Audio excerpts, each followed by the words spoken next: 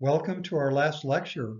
Today, we'll finish our examination of DMAIC by featuring the final letter, C, for control.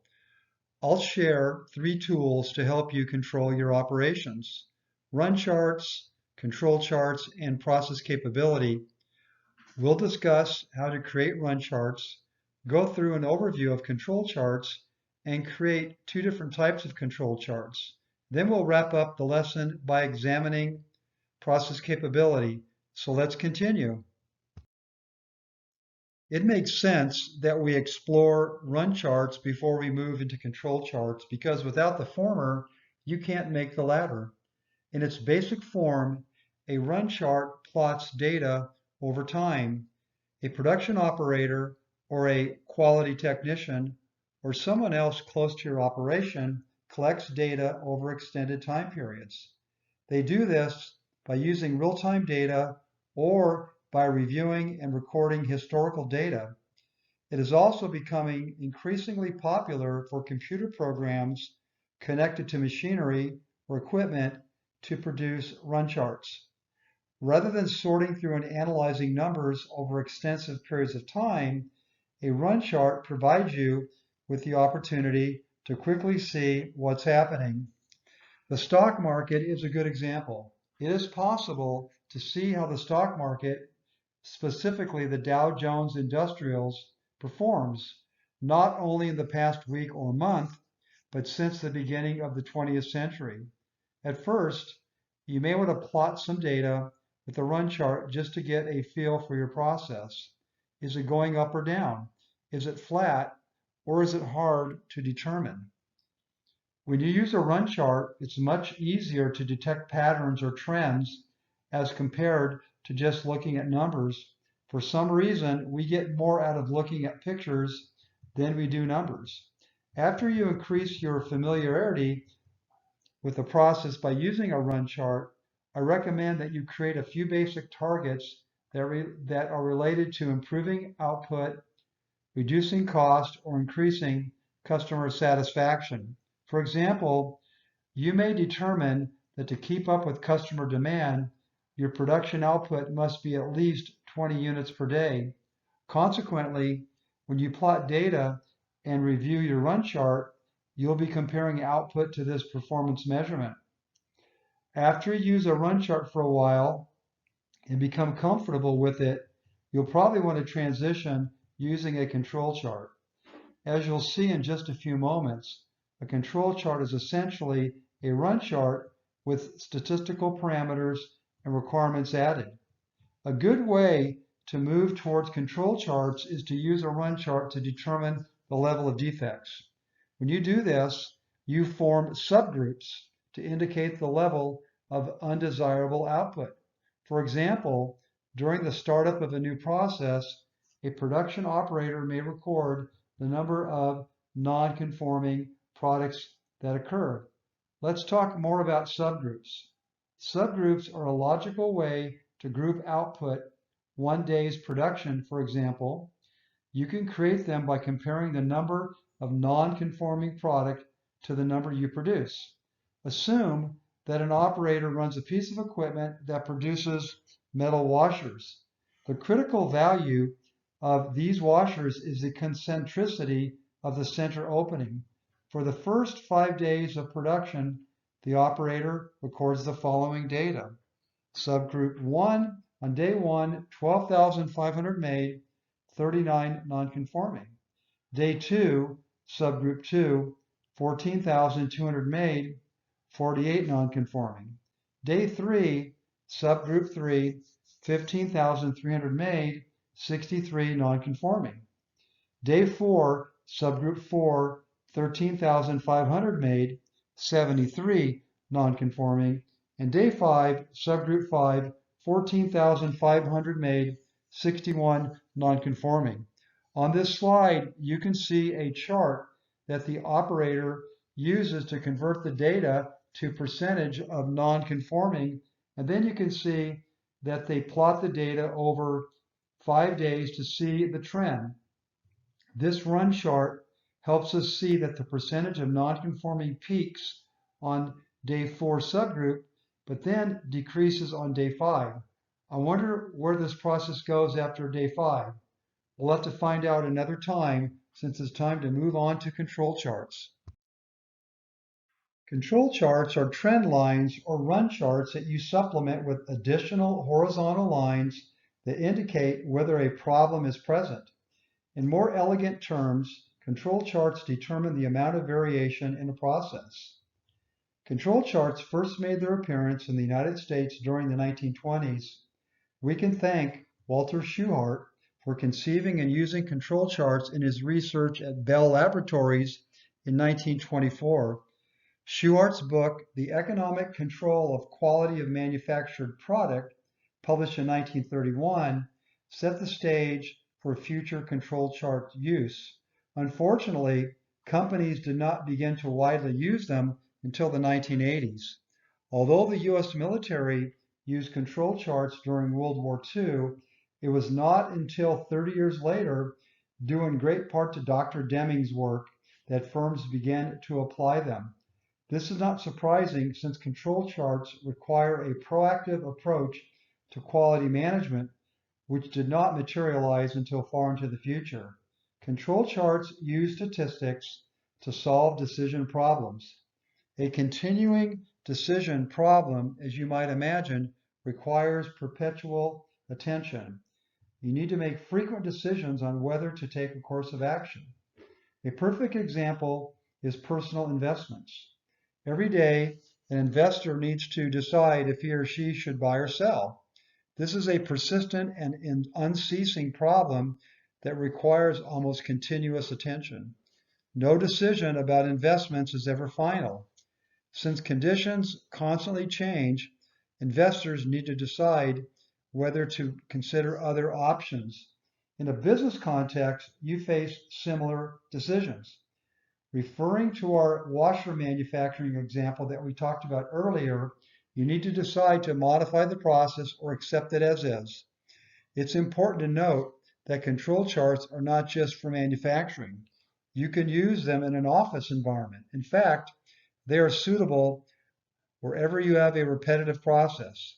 Continuing decision problems requires a series of sample studies.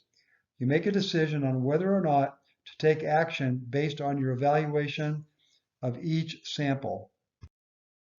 A major distinction between the current use of control charts and what was used previously is production operator involvement.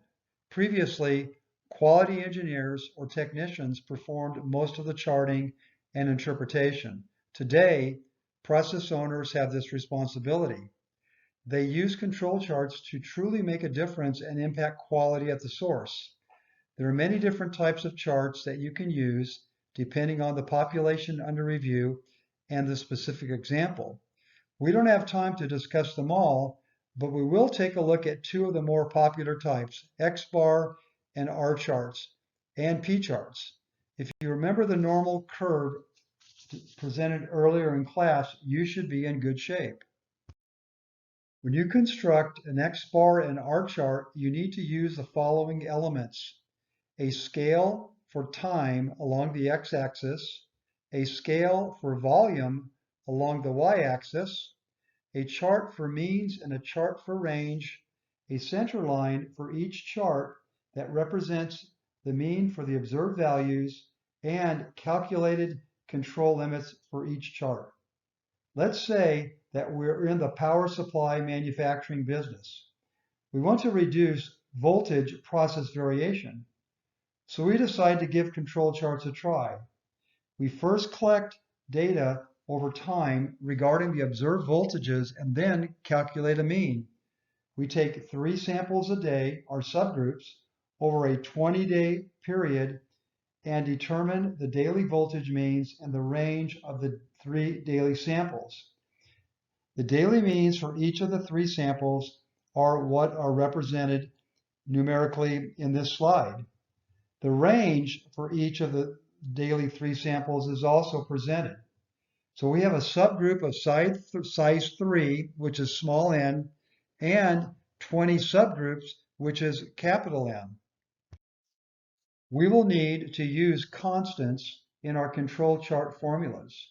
We can obtain the constants A2 and D3 from a table for control charts constants for mean and range charts. Since our subgroup is of size 3, A2 equals 1.023 and D4 equals 2.574. We will use these numbers to calculate the control limits for the X bar and R charts. Please review the table to the left to see how we obtain A2 and D4.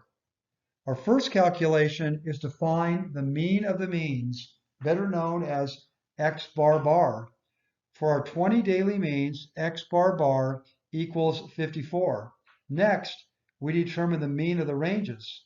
For the 20 range values, the mean range, R bar, is 3.5. We're now ready to calculate the upper and lower control limits for our X bar and R charts. First, we need to determine 3 standard deviations for the X bar chart. The reason is that a stable process operates within plus or minus 3 standard deviations.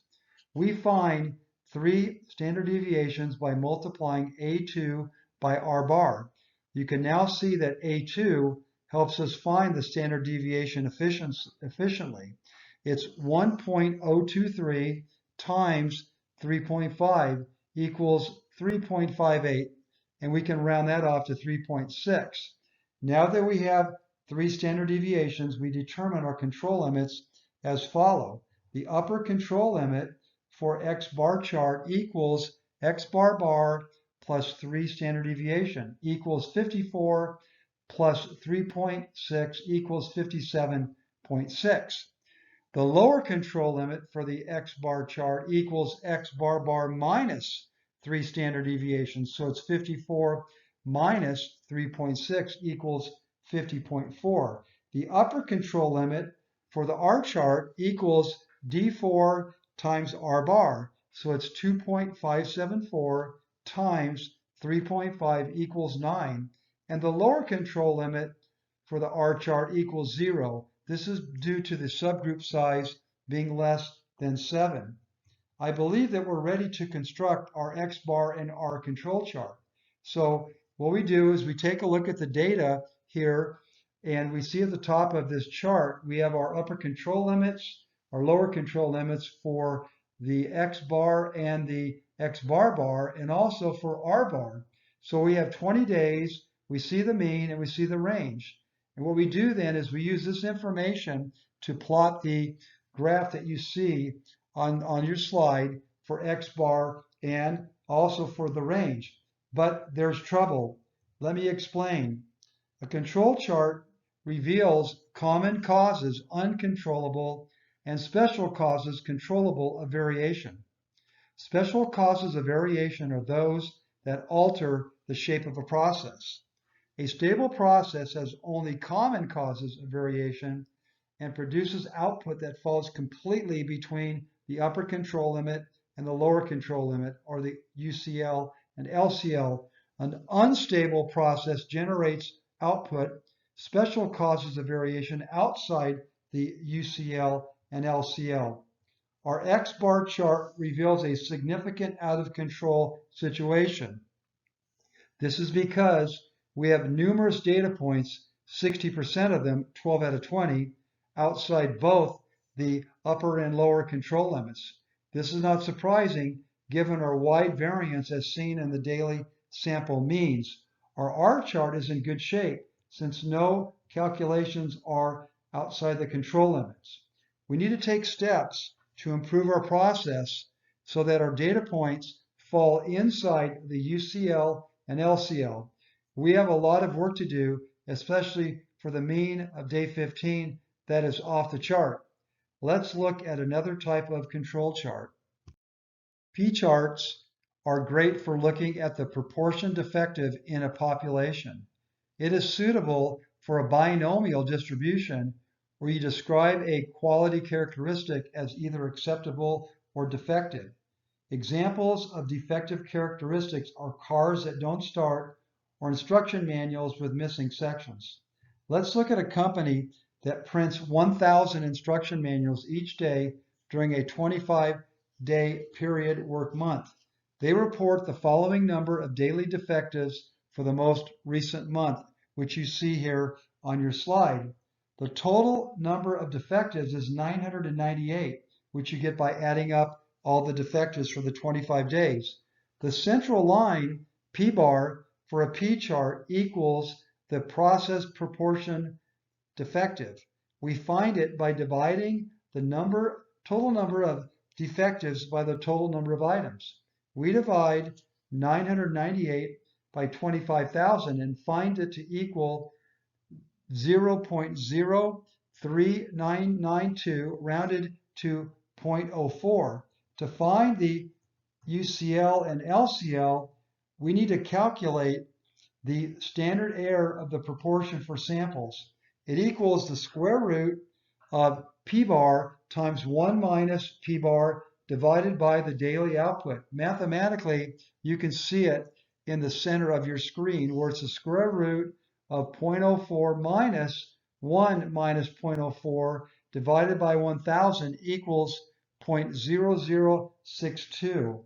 The LCL equals P bar minus 3, the standard error of the proportion for samples equals 0.04 minus 3 times 0.0062 equals 0.021.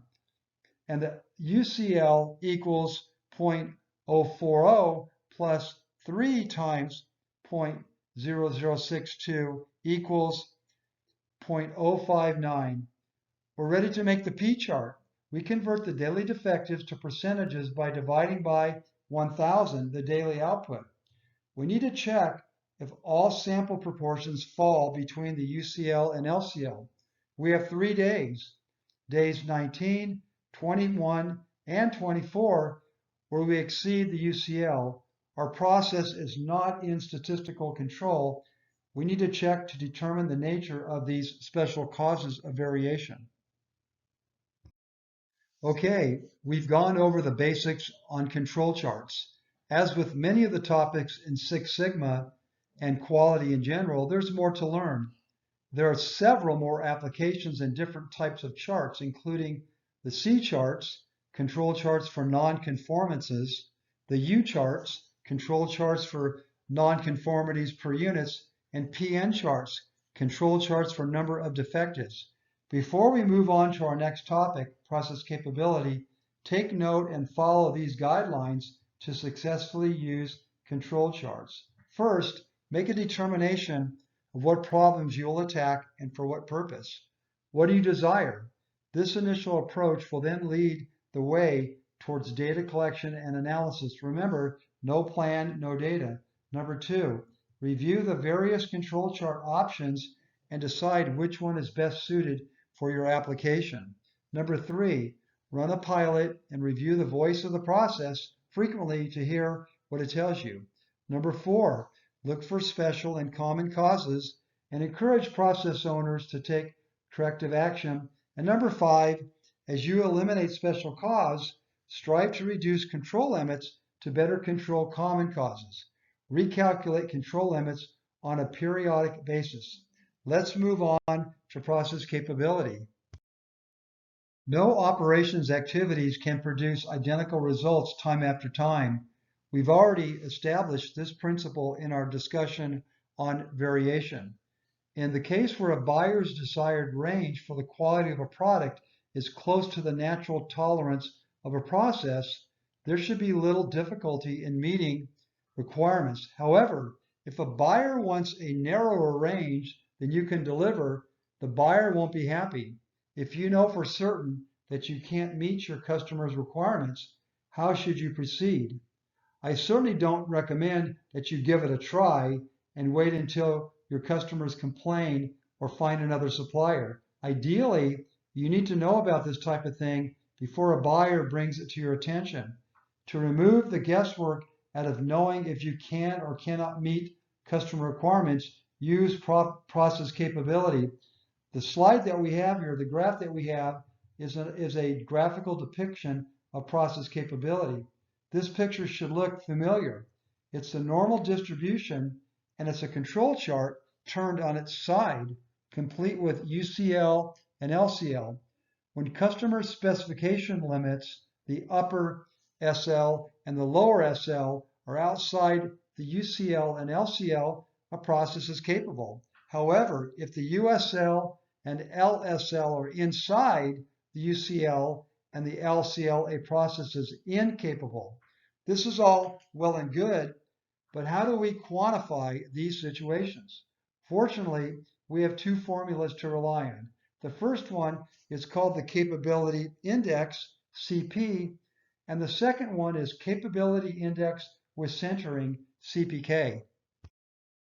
You find CP by dividing a customer's acceptance range by the natural capability range of the process. A value of 1 signifies that the customer's acceptance range and the process range are identical. Consider this. Mr. Jones, one of our new customers, places an order for an NJB, a product that we supply only occasionally. He wants to buy 5,000 units and needs the dimensions to be between 1.1 and 0.9 inches. When we purchase NJB, we can either buy it from Vidal Products, who can make it between 1.05 and 0.95 within plus or minus 3 standard deviations, or we can obtain NJB from Han distributors whose range is between 1.2 and 0.8 at the same standard deviation. Let's calculate CP for each situation. The formula for these calculations, as we mentioned, is USL minus LSL divided by UCL minus LCL. So we put the information for Vidal and Han into our formulas, and we find that the CP for Vidal is 2 and the CP for Han is 0.5. The shipment of NJB from Vidal will meet Mr. Jones's requirements at a high confidence level because the CP is 2. Conversely, the products from Han won't satisfy Mr. Jones since CP is only 0.5. The dimensions between 1.1 and 1.2 and 0.8 and 0.9 will cause Mr. Jones dissatisfaction if we buy from Han. While CP helps us see how a product performs across the range, it doesn't provide any insights about its central location. Because of this issue, statisticians created CPK. CPK is the lesser of either the upper customer specification limit minus the process mean, or the process mean minus the lower customer specification limit divided by 3 standard deviations. Let's say that a customer requires a range between 4.3 and 4.5 and that the process mean is 4.4 and standard deviation is 0.02. We calculate CPK as follows, as you see on your screen. So CPK is the lesser of 4.5 minus 4.4 or 4.4 minus 4.3 divided by 3 times 0.02, so that equals 0.1 divided by 0.06 equals 1.67. This is a very, very capable process. However, suppose that the mean changes to 4.25. The picture changes, so you see this second set of formulas. Now, CPK equals the lesser of 4.5 minus 4.25, or 4.3 minus 4.25 divided by 3 times 0.02. So now we have 0.05 divided by 0.06, which equals 0.833. The process is not capable because it is less than 1. So this is the end of our lecture, and also this is the last lecture for the course. I hope that it helped answer questions that you might have had about run charts, control charts, and process capability.